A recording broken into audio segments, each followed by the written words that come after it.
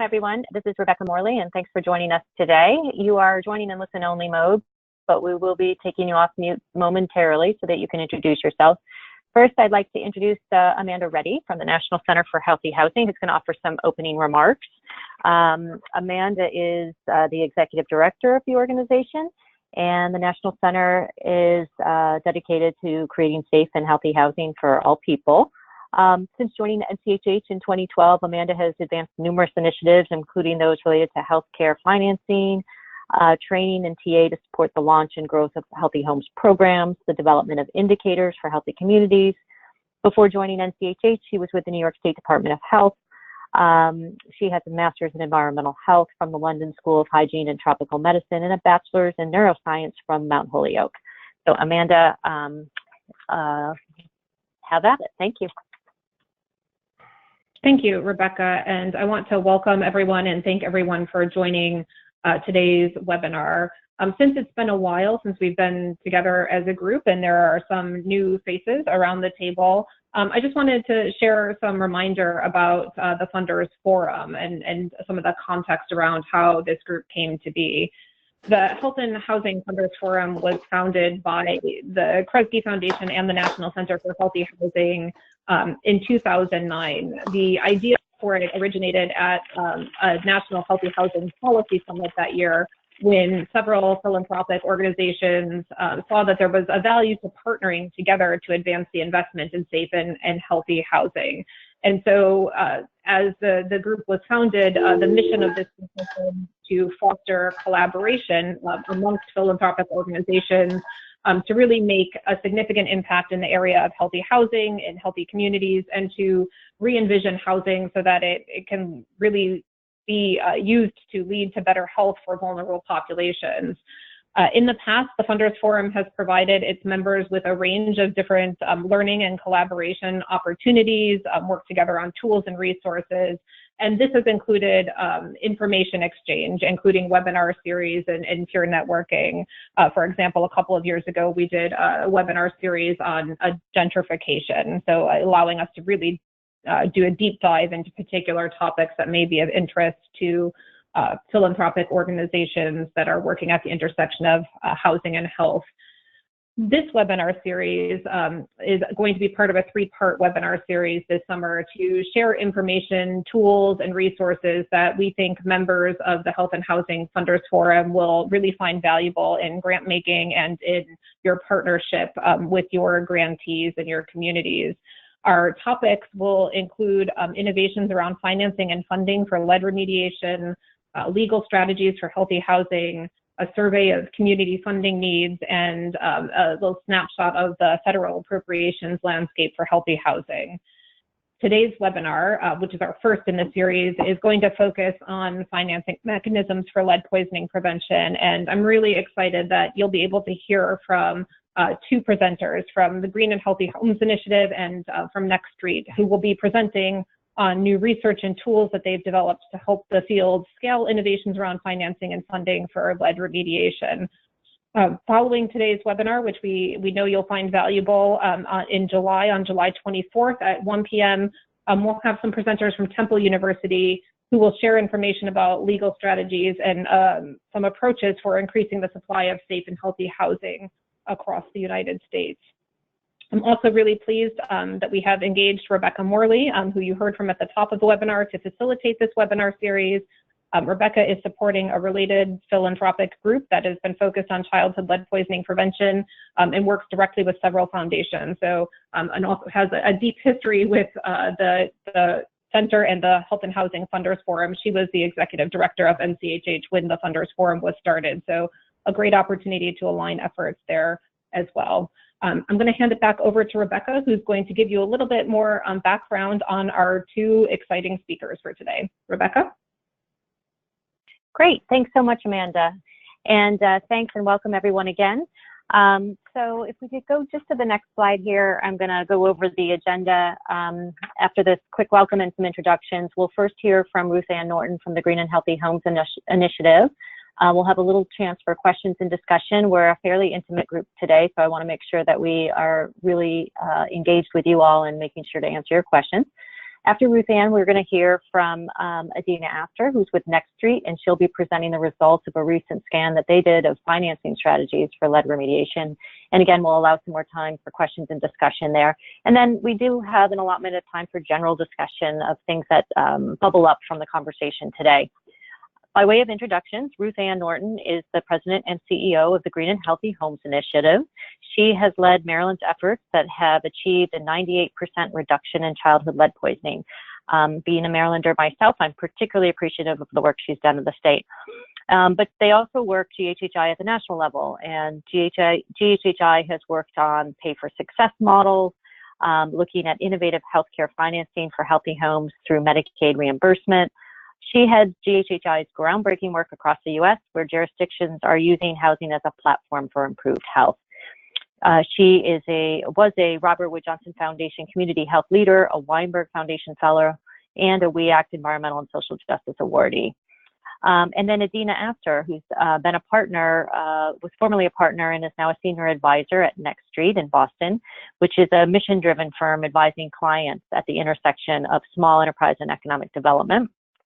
Her work has included program and enterprise strategy for regional and national foundations, strategic planning for clients in workforce development, health and human services, housing and community development, transportation, and the facilitation of place-based collaboratives. So we've got a really illustrious group today and some really exciting material to share with you. I do recognize some of the names in the window. Some of the attendees are also members of the Lead Action Funders Network. So I would just encourage whatever cross-pollination we can accomplish there between this group of health and housing funders and any of you who are also interested in lead specifically. Please be in touch with me and we can make sure to bring you up to speed on the work that that network is up to.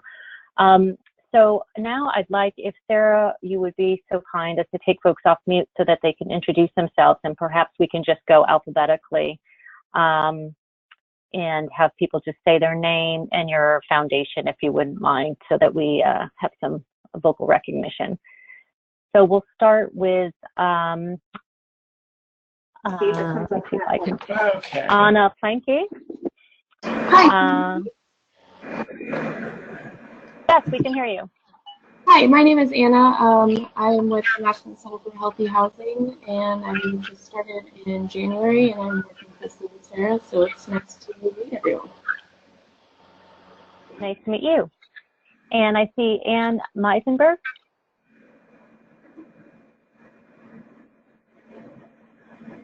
Ann, do you want to introduce yourself?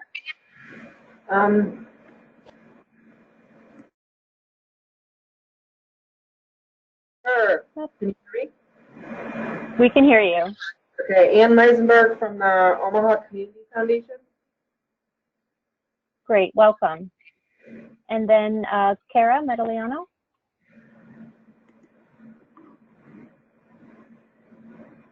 I'm trying to get you off mute, Cara, sorry. Hi, it's Cara There we Medaliano go. from the Community Foundation for Greater Buffalo. Welcome. And Oganaya?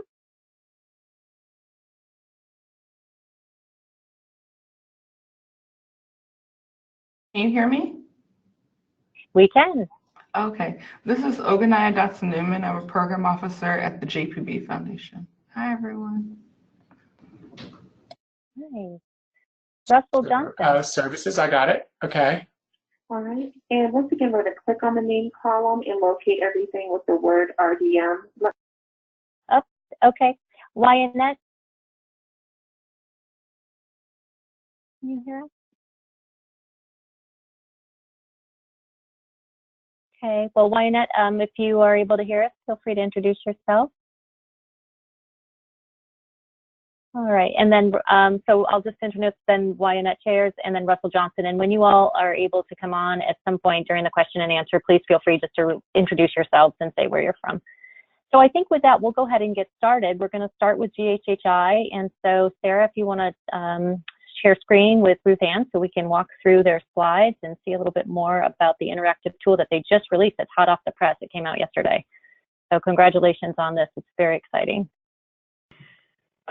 Thank you, and let me get up to speed because we're going from our slides here, so I just need to move this forward to where you are. Hold on one no quick problem. second. Take runs.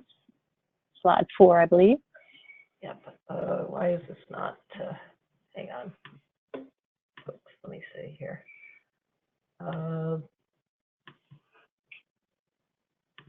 I'm having a little bit of difficulty here.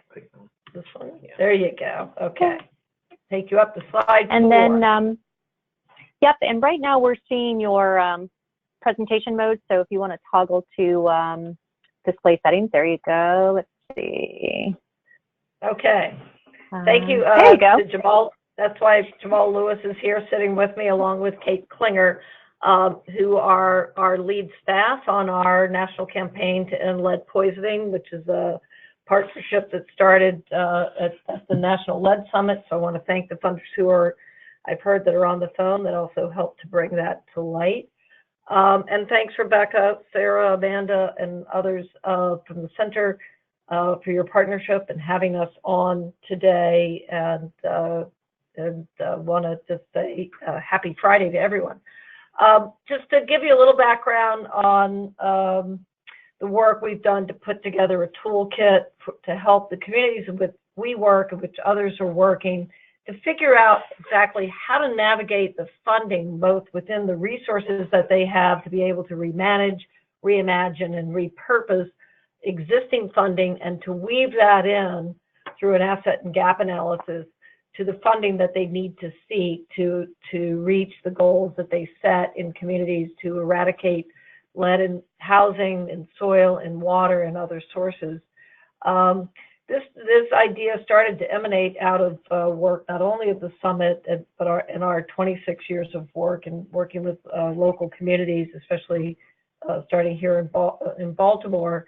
But it's also part of our call to action that we are endeavoring to get the mayors, governors, and nonprofit leaders and civic leaders and communities to sign across the country, and plays into our strategic plan that we wrote in 2016 that lays out an action plan of major initiatives for the country on funding and on actions that need to be taken. And I'm pleased to report that we're getting some big movement, as the center knows, and we were able to work with a congressman who's now getting ready to put in a bill for a $12.5 billion initiative for lead eradication. We're working to end the practice of government selling leaded housing without standards and actions for cleanup. So all of this played into, as we get to the local community, how do we move the agenda forward on paying for this work? The GHHI has been involved in a number of policy achievements, working with our partners, including helping to move federal budgets up to $304 million for lead hazard control and healthy housing, but not nearly enough to the $2.5 billion a year that we need over a 5-year stretch to really look at real eradication. But that is it's a good precedent in moving this forward. It certainly energizes the local communities in a focus on getting stronger actions. We are a part of amending the lead safe housing rule to conform to the CDC reference level, and are part of the recent introduction of the Lead Safe Kids Act in Congress as well to advance this work. And we've been doing some groundbreaking work around Medicaid funding, not only in the CHIP dollars here in Maryland and across the country, but actual Medicaid managed care reimbursements that are starting in model form around the country to look at lead hazards. And in our work in states like Connecticut, where we're working as a priority of the Medicaid administration to take on lead hazard control. So we have some campaign activities along with this toolkit that you will see. We received today our final applicants on our Catalytic Awards. We hope that that will be complementary to the Robert Wood Johnson Center for Healthy Housing Awards that will be soon announced, and that together we could be expanding the scope of work at the ground level as partners. That will include cash and technical assistance. We have renewed a new campaign call to action that you will see rolled out, starting with some soft lift that we have here, and then with the HUD Health and Housing Conference that will be in Baltimore on June 27 and 28. We will be moving forward for National Lead Summit at the end of the year, and we'll be reaching out to partners to come back and say, where are we 3 years later?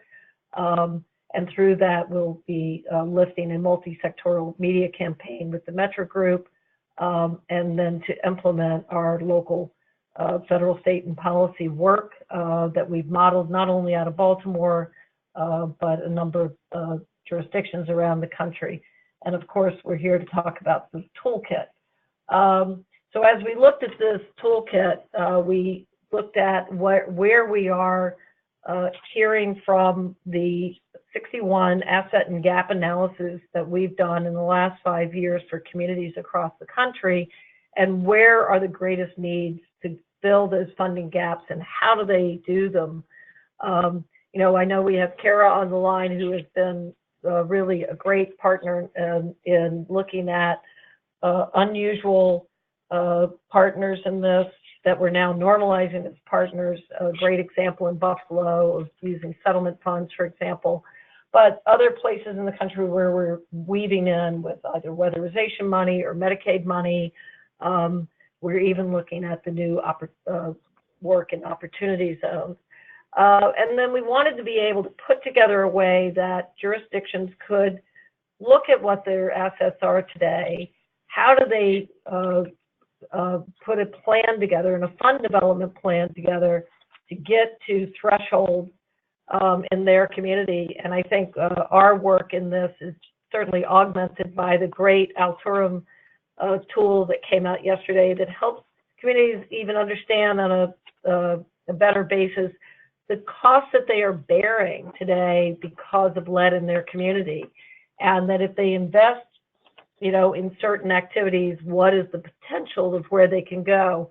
We're in the middle of that to say, okay, how do we find that way to get from our desire to invest and the money that we need to get the outcomes? And that's the purpose of this toolkit.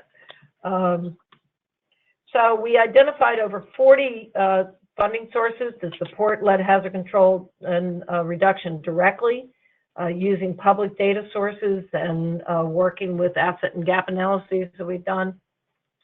We then used key stakeholder insights to look at this and the usability, to talk about their unmet needs and where we needed to link additional data in decision making, and then put together the first of what it will be a living roadmap that we hope to really enhance as we move forward.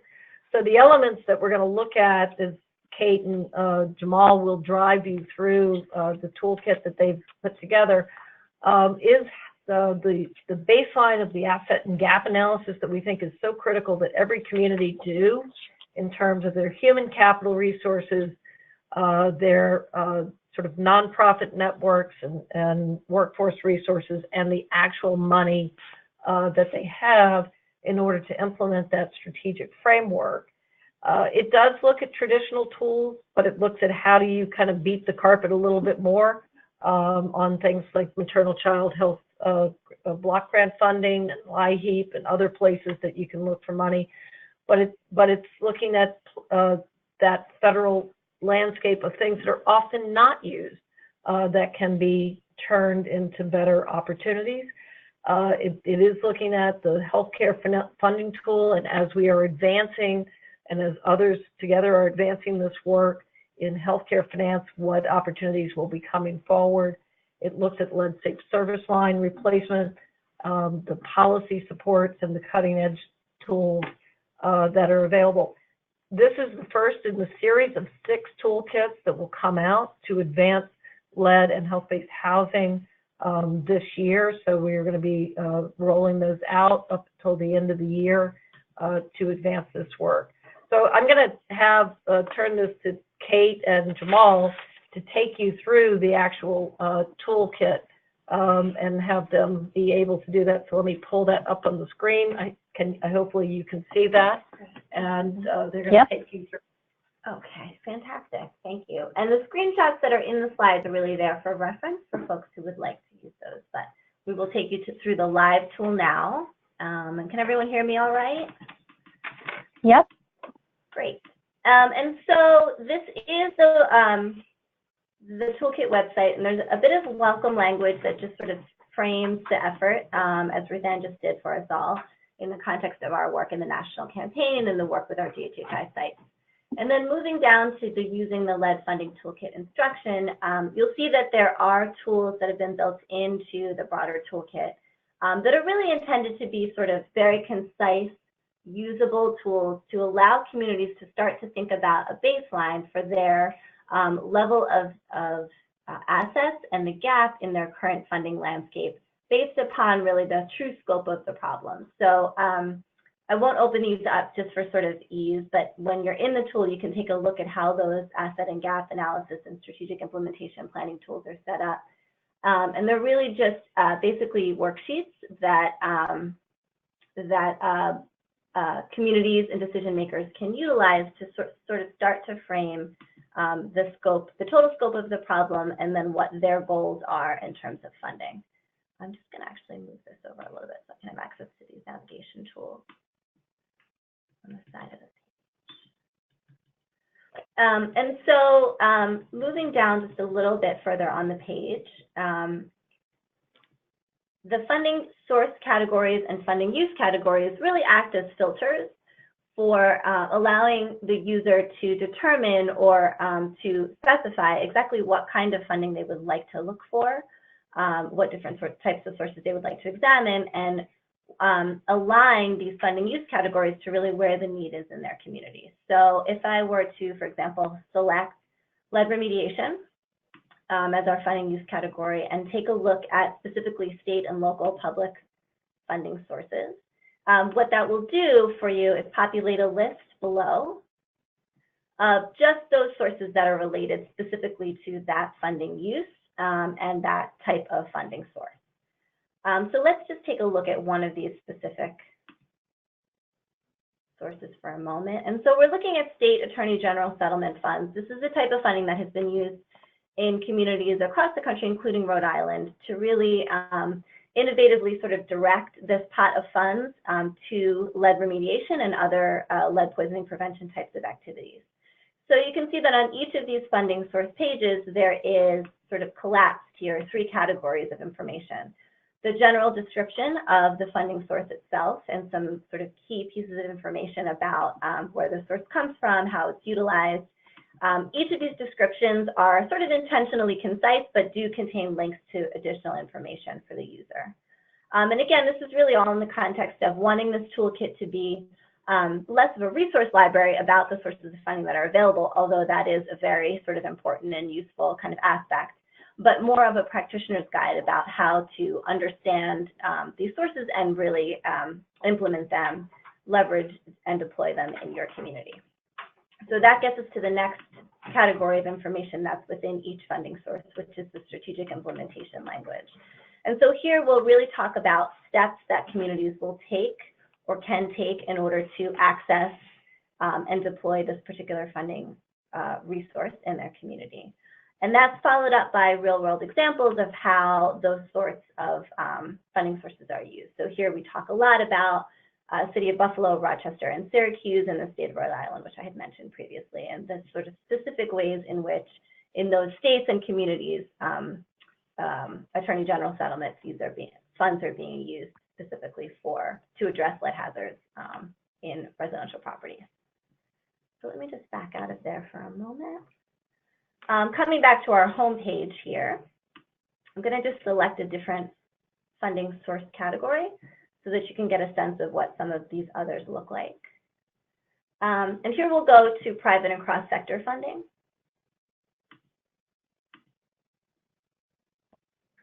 So you can sort of tell from the user standpoint that when the category is dark green, that indicates that you've selected it. And here we have a number of funding sources that fall under both private and cross-sector funding and specifically used for lead remediation.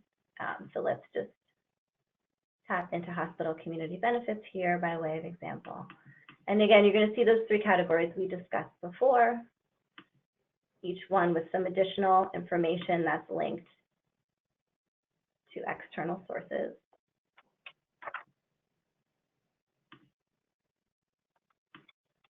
And then your example of specifically how hospital community benefits are being used. And Kate, you may have indicated that this also will come from, if people are using it, they can call in and get technical assistance from us to help them think through how they may be able to utilize a particular pathway, everything from how to sort of start the process, be tracking that process and building it.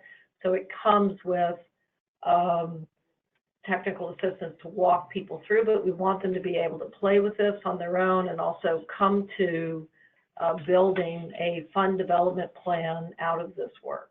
So there is a template that we're building that will actually give them, that will be added onto this as a template that will kind of deliver to them the recipe that they have kind of aligned and braided and coordinated here sort of in our thinking around this. And it's to basically be able to print out in the end a fund development plan. Thanks, Ruth Ann. And speaking of printing, I also wanted to point out on the tool itself as we look through this that for each of these sort of specific sets of tools, although we, as Ruth Ann said, really want to make this a living document that continually gets changed and updated based upon user feedback, but also based upon the additional work and research and data that we collect as an organization in our work. There are still included in the tool some printable elements, so you can download and print the entire funding and financing toolkit, or utilize the print this document function on each page, which really allows you to save individual funding source information and essentially create your own toolkit for just those funding sources that you want to look at and explore further. And it will be updated. So we have a number of jurisdictions that we're working with to add lead safe standards and lead hazard control standards and health-based housing standards into the local state and local side of opportunity zones where there is the kind of home rule criteria being put in. Or, for example, in the community development block grant work that we do in Baltimore, and the Housing Choice Voucher Program, where we've been able to build preferences beyond the federal guidelines in there.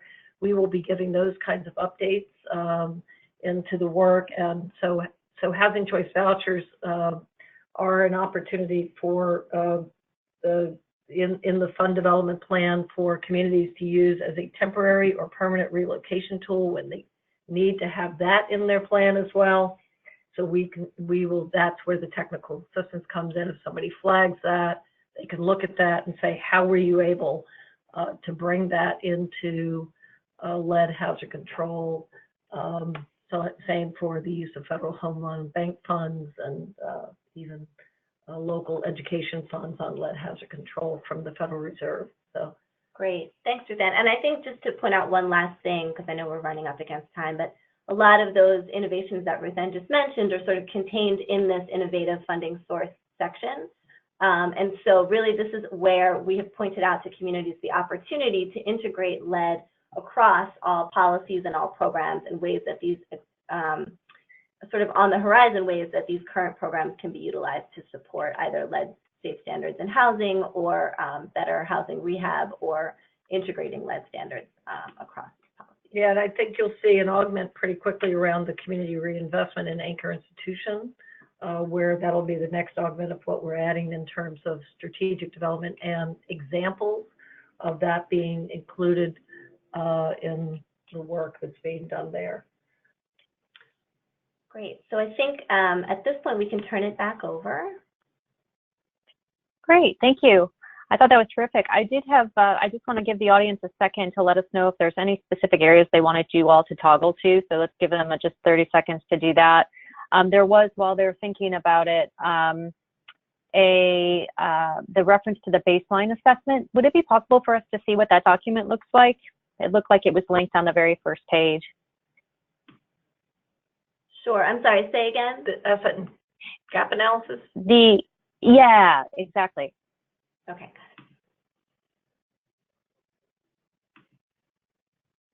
And for folks on the phone, please use the chat box just to let us know if you have any questions for the presenters or if there's anything specific that you'd like to see on the site.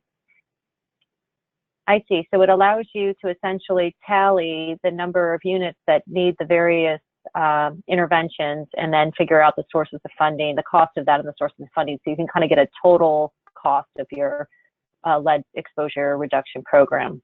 That's really great. And so the alternative one is sort of a big picture, but when you're actually the housing commissioner, right? So we have a former director of housing on our staff here for Nashville. They have to get down to real, not estimated, but kind of real numbers and be able to run a living chart on that, right? And so that's where this is kind of complementary to that ability to look at their housing assessment surveys, you know, building in where they want to go in their comprehensive action plan, and then getting down to the real numbers on market analysis costs for their average cost per unit, what they need to do, and where do they believe in their community. So they may have, for example, a strong philanthropic community that could give a baseline on certain portions of this. This is obviously always augmented and customized on those things that are around data and workforce, in addition to the broader categories you see here. There's more pages to this asset and gap analysis that gets down to the underlying data systems, workforce systems, et cetera, that are needed. And then this is the larger picture of unit. This is the unit-based portion of that gap analysis, asset and gap analysis. Yeah, Very I think that's good. important. Oh, I'm sorry. I was just going to mention that all of these funding sources are, as you can see, really squarely focused on addressing lead remediation needs or addressing environmental lead hazards in housing. So that the other pieces of the tool, as Ruthann mentioned, will really explore some of those other needs around lead poisoning prevention. Great. Thank you guys very much for this presentation, and it'll be fun to be able to interact with the tool now that it's live. I know it'll be really useful for communities. So with that, I think we'll turn back to Sarah, who will then send us over to Adina from Next Street, and Adina will walk us through the scan that she worked on over the last year with her team. In the meantime, please don't be shy. If you have a question, send a note through the chat room. We'll unmute you and get you part of the discussion. Great. Adina? Great. Thank you. I just need to see. There we go. Hi, everybody. It's great to speak with everyone. I wanted to give you a brief overview of the work that Rebecca described. And great to be on the phone with Ogunaya Dotson-Newman from JPB Foundation, who actually engaged us to do this work alongside a group of funders who participated in some working sessions along the way. What we did was go very deep into a specific area of lead remediation financing. As you just saw, private financing is one piece of a much bigger puzzle.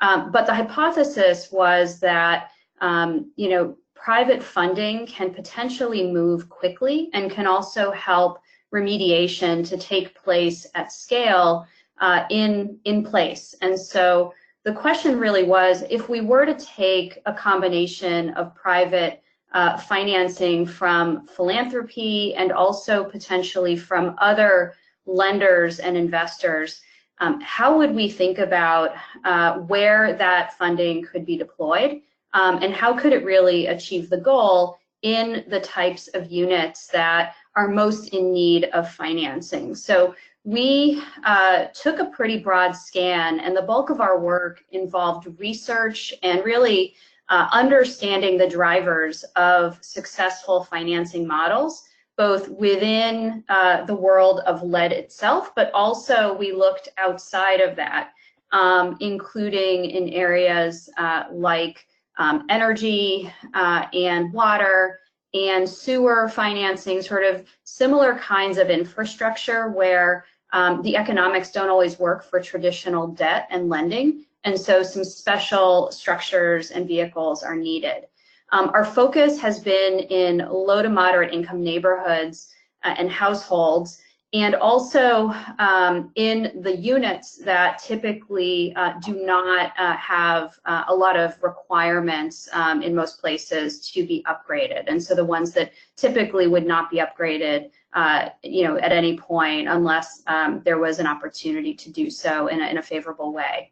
And so the outcome that we wanted to have through this process was really to document where those financing strategies have been attempted in different forms, or where pieces of those have been identified, and then translating that into a spectrum of opportunities for private investment, and also a tactical roadmap for those who want to move in this direction to actually go and design, build, and deploy these kinds of structures. So the work included, and I should say that the report that we have developed will be published very soon, so there will be more to come here.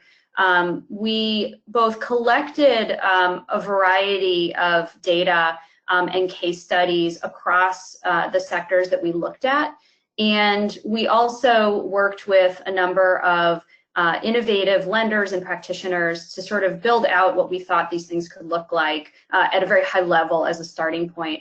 As part of the work, we did over 35 individual interviews and got deep into some of the lessons learned and really the practical aspects of how these things work in the field.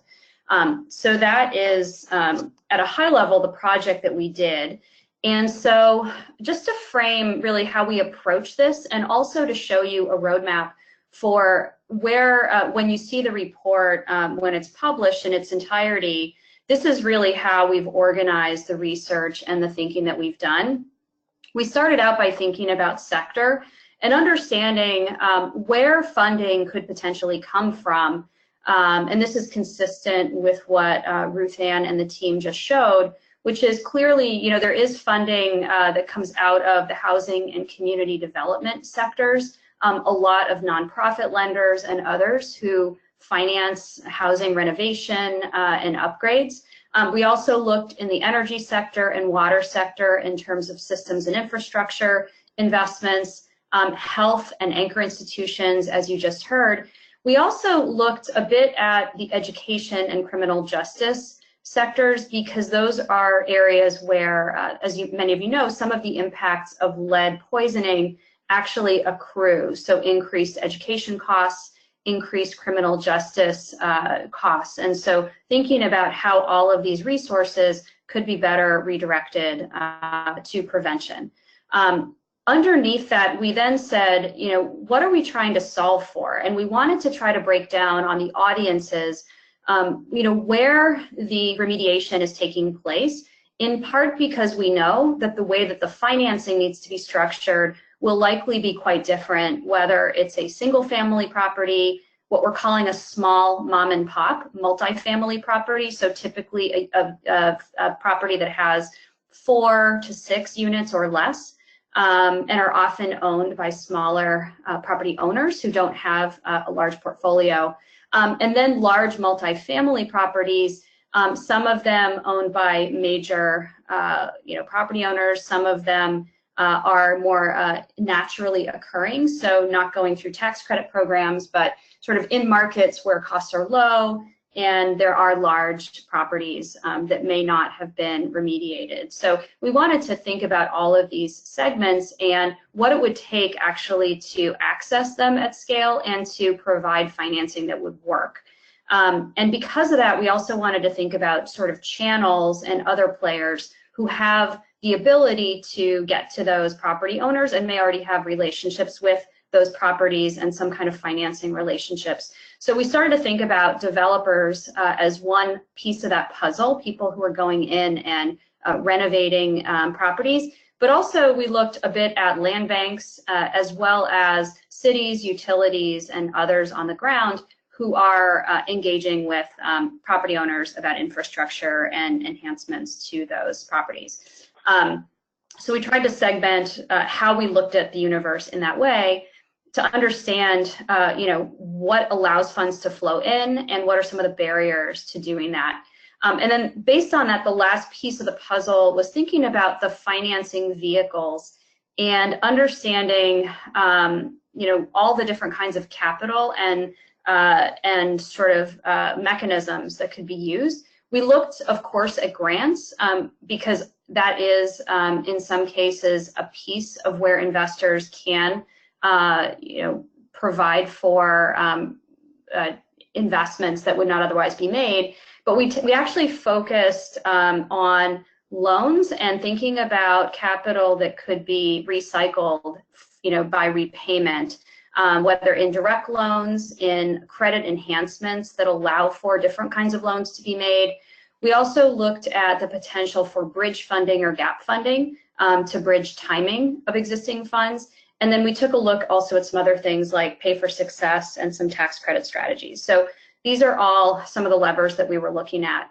And we thought about both lead paint, so thinking about hazards within the home, as well as lead service lines, so the water lines that service homes.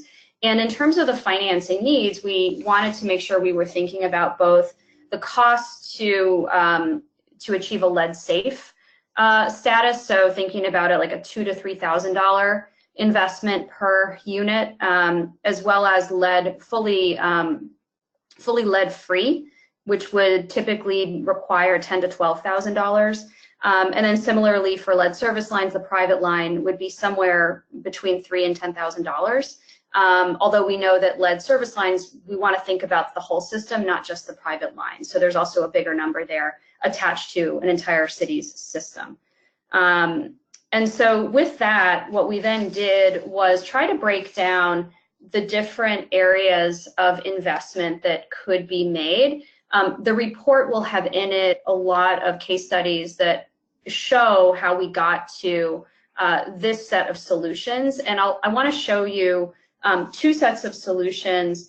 One is directly related to financing, which is this first slide, and then I'll talk a little bit about other strategies related to infrastructure development and field building that support this. So the first set of strategies is really the most direct. It's how do we take capital from philanthropy, potentially from other lenders, and bring it into existing transactions. So one of the things that we thought about is it's very difficult. There's a high threshold to secure a loan just for lead remediation. So to encourage somebody to go out and take out a very small loan, it's expensive to process.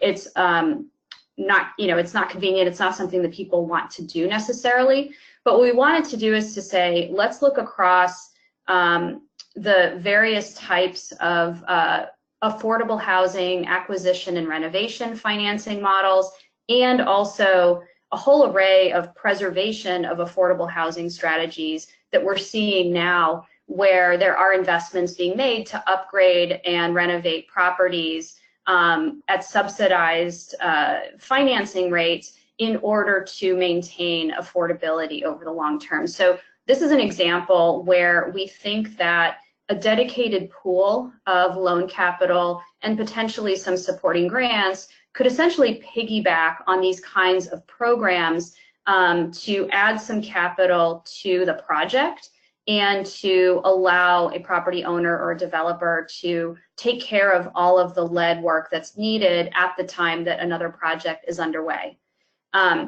So that's really part one. And then part two is similarly, as we know, a lot of property owners are taking advantage of specific energy efficiency programs and other weatherization kinds of programs, wanting to also have an offering that would provide a standalone loan that could be braided and connected to that. So as we have a lot of agencies and nonprofits sort of going to homeowners and offering these programs, could we also pair that with a lead program that would ensure that windows are replaced and that would add some additional capital to take, again, care of the lead remediation at the same time that other enhancements are being made to the property.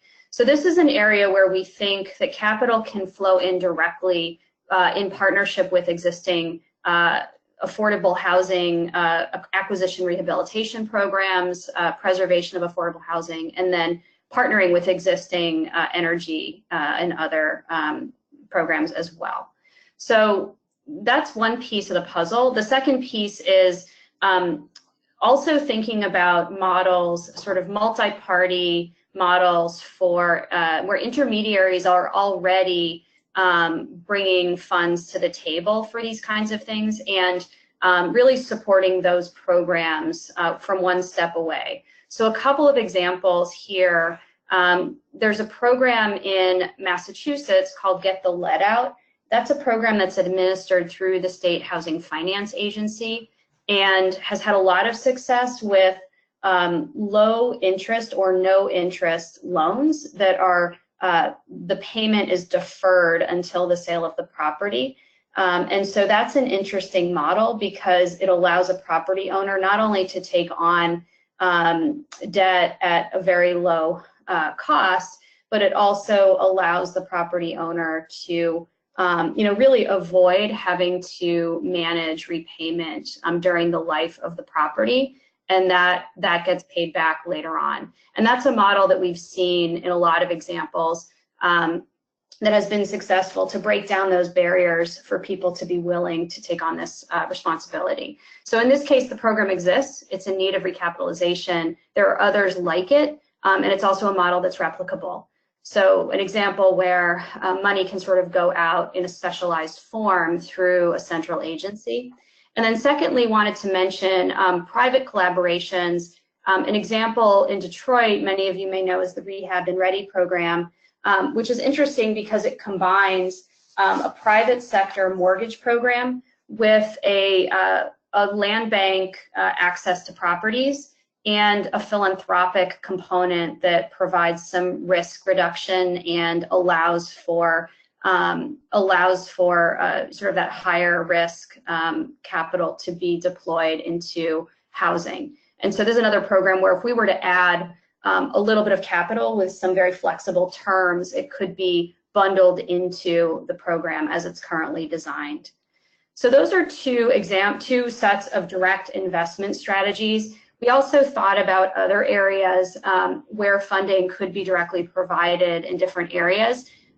Some examples are more grant driven. So for example, matching grants, forgivable loans. We see a lot of examples of these around the country where they're made in connection with federal grants or other programs that are coming from a variety of agencies. And so if there's a way to stretch public funding through private investment, that's one area.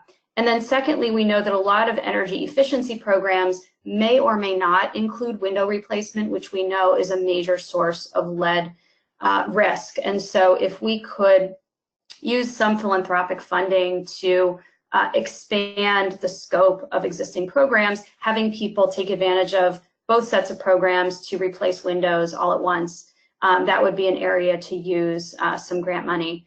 And then lastly, just want to mention, we know that there are federal water state revolving loan funds, and we think there's an opportunity to come up with a new type of a state level fund that would sort of replicate that model and make available capital for lead service line replacement. And so this would be a larger scale type of investment that would bring both public and private funding into it. So those are some examples of grants and other types of capital that we think could very much leverage existing funding that's out there. And then the last thing that I won't go through all of these, but I wanted to highlight a few areas where we think that there are some opportunities for supporting investments around infrastructure and field building. One thing that we've understood to be incredibly important is data.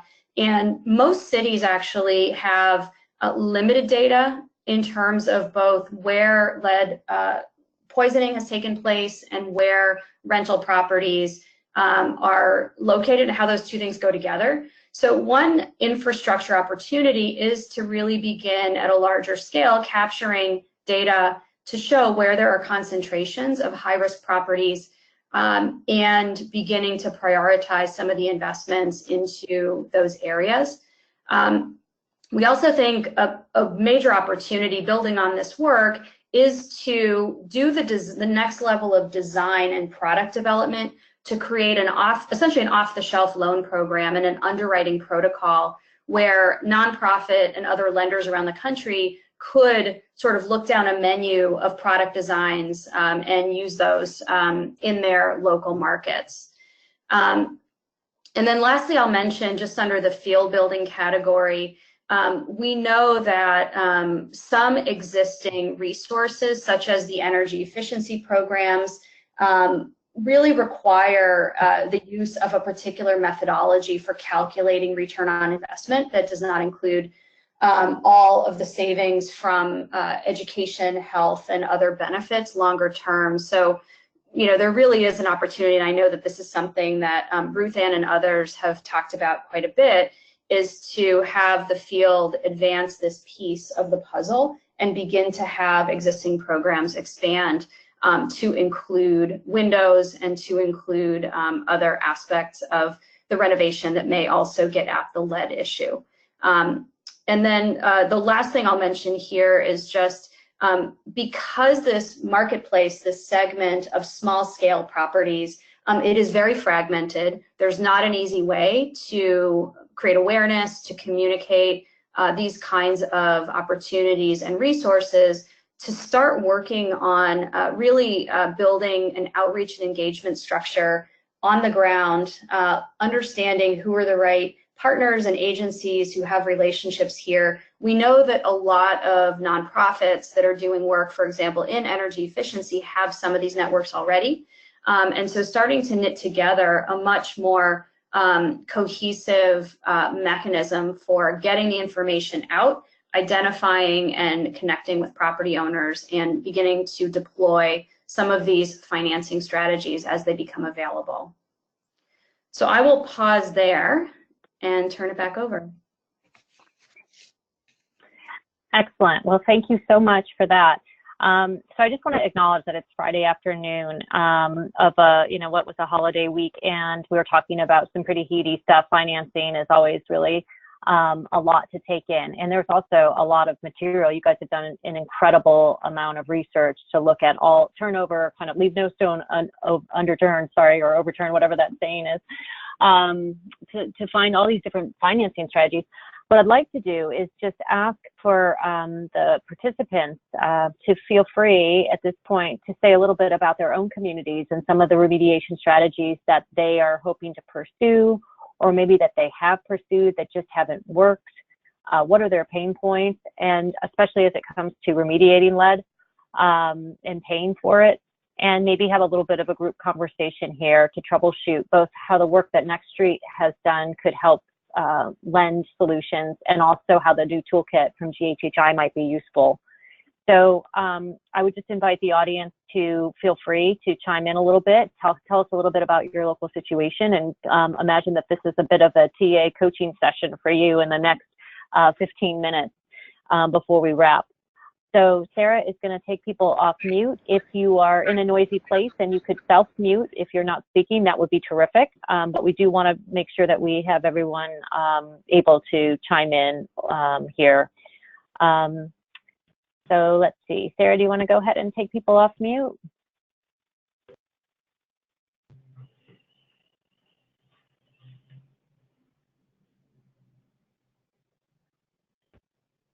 Everybody should be off mute. They just might be self-muted. Oh, okay, got it. Does anyone want to start from any of the communities, just telling us a little bit about the situation that you're facing locally? Give people a few minutes. Rebecca, while we're waiting on that, if you don't mind, I just want to, Dina, I think this is so excellent and great work done by Next Street. I think ourselves and I'm sure the center are really excited to see that push on sort of the opportunities for grant funding on the windows, on energy efficiency as a way to maximize money. And really, I think the loan product piece is something we'd love to work together with you on to add into the toolbox as communities go through and looking at that. It's been the harder struggle has been to get communities to take loans on lead because of the long-term kind of ROI, but kind of thinking about how do we shorten that window, but I think this is really so great. And as you build your report, one of the other examples of using kind of bond funds on lead hazard control is Austin. We'd be happy to share that with you in that work, but I just think this is so well done and wanted to just say good work and how helpful that'll be to the field. You know, on that point, thanks for that, Roseanne. Adina, recently I heard that there is a piece of legislation moving through federally that would offer tax credits. It's basically low-income housing tax credits for single-family properties, and the idea is to cover the appraisal gap, which oftentimes happens in markets where it's a bit depressed. So, for example, say you put a lot of money into lead remediation into a property, but at sale you just can't recoup that because of the market conditions. So this particular bill would help to remedy that by covering that appraisal gap. I think it's especially a good tool for vacant properties and maybe less so for properties that an owner is going to hold for a while. But have you heard about that? And if so, any thoughts about its relevance for lead remediation? Yeah, no, great question. We included it here actually on the bottom under advocacy, the NHIA, and agree that if it comes to fruition, it would be incredibly helpful. I think it is that challenging, situation where you want to invest in a property, but you can't really because the economics don't work. And so that's an example of a program that would directly make a lot of this possible. It certainly attaches to a specific slice of the market though. So I think on the single family side, it would be incredibly helpful. It does not, to my knowledge, I might be wrong, directly address the small multifamily in the same way. And when you say small multifamily, do you mean like 2Zs and 3Zs or larger? Yeah. Okay. So like under 5 or 6. Single family. Yeah. Okay. And I do feel like in this field that is the most stubborn, most pernicious issue is these under 5, either single family scattered site or duplex. That in the majority of the places that we work, those just tend to be the real problems and are difficult to get at with financing. Yeah, we might have an offline discussion too about what Baltimore has done to go 0 units and to 4 on some of these issues to bring them into those good opportunities where the small owner difficulties that are seemingly intractable, they sometimes get a pass that they should not get necessarily, but there's new ways of kind of addressing that through financing mechanisms. But so we'd be happy to have that further discussion on that as well. Great. I also wonder whether now that the financing tools and the mechanisms are becoming more clear, and because I just don't think we've really had this body of research in front of us before in such an explicit way, whether it's time to start talking to some of the other big organizations, the community development financial organizations, the realtors, the mortgage bankers, those folks to say, listen, in the old days, it might have been a little bit adversarial where we're trying to get those folks to do stuff through enforcement or shaming them into doing the right thing. Now we are coming forward and saying, we actually have some resources and ideas for how to flex some tools that are out there, and can we work together to scale these, put them into the field more explicitly? Because I think, and I don't mean to speak for public health folks, but generally speaking, public health people are not in the business of figuring out how to finance housing or finance community development, but there's a whole school of people out there that are. And how do we engage them in these conversations so that we're using their skills and assets too? Yeah, so Dina, did you look at discounted loan products that would give a discount if hazard control was done up front as sort of a product? Is that sort of the thinking that you were looking at, or could you say a little bit more about that? Sure. Yeah. I mean, I think we looked at a range of products that have low or no interest, and some, flexible repayment terms, which tends to be the combination. And I think in addition to that, I would add some flexibility on collateral, so higher loan to value ratios, that these are the kinds of loans that with that level of flexibility are a lot more doable for small property owners in sort of lower asset value neighborhoods.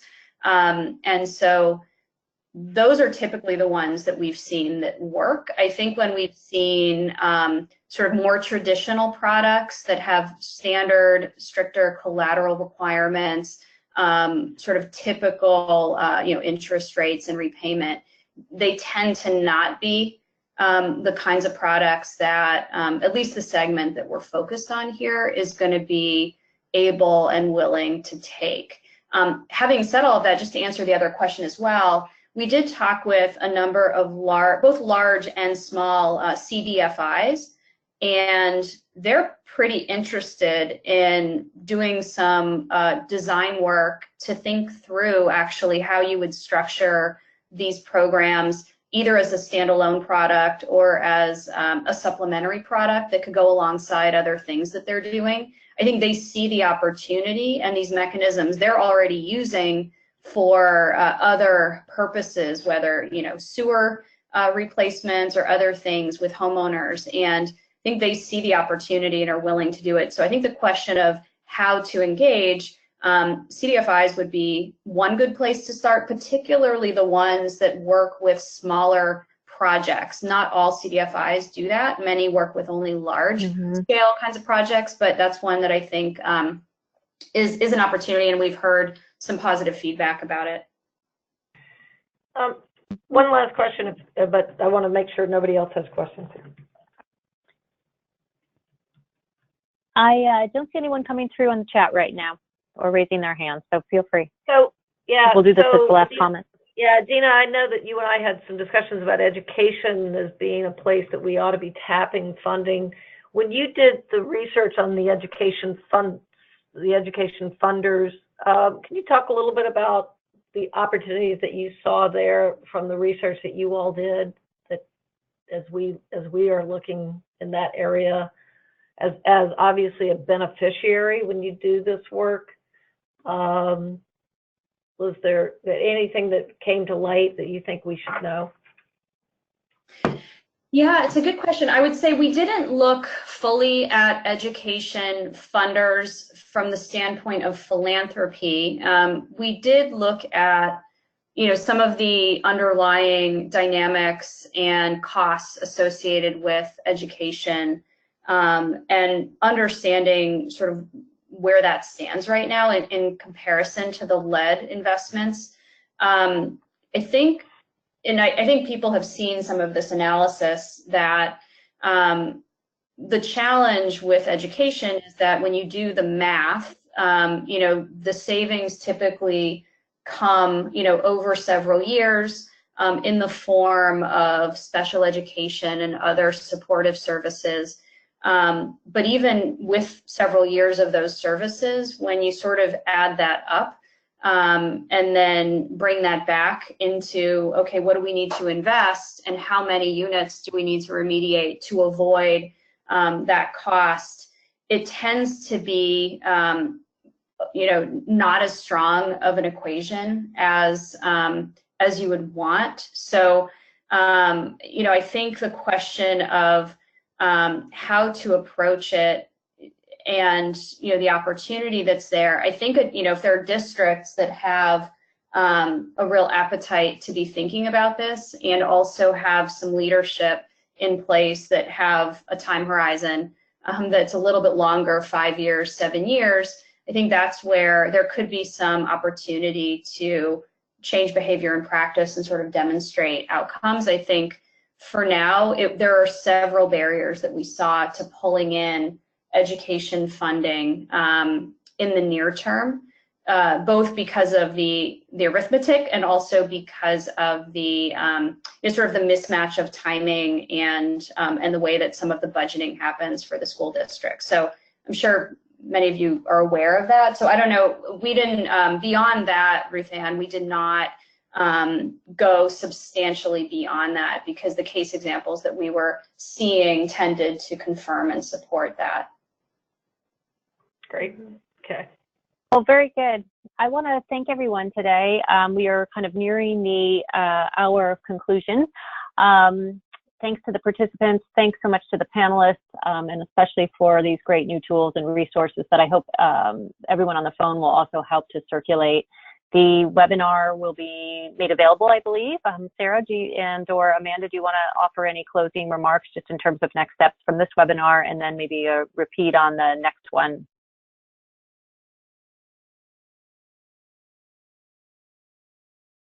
Sarah, are you there?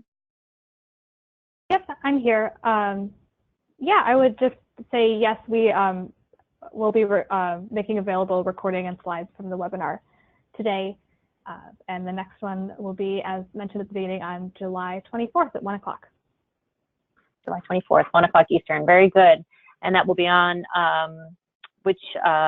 remind folks, that will be the legal strategies, or is that, yeah, that's legal strategies. Yep, legal strategies terrific. for healthy housing. Outstanding. Well, thank you again to the panelists. Have a wonderful weekend. Thanks to the participants, and do the same. And we look forward to continuing the dialogue in July with you. And thanks to the National Center for hosting, as always. Thanks. Yeah, happy weekend. Take care. Thank you, Oganaya, for funding both work.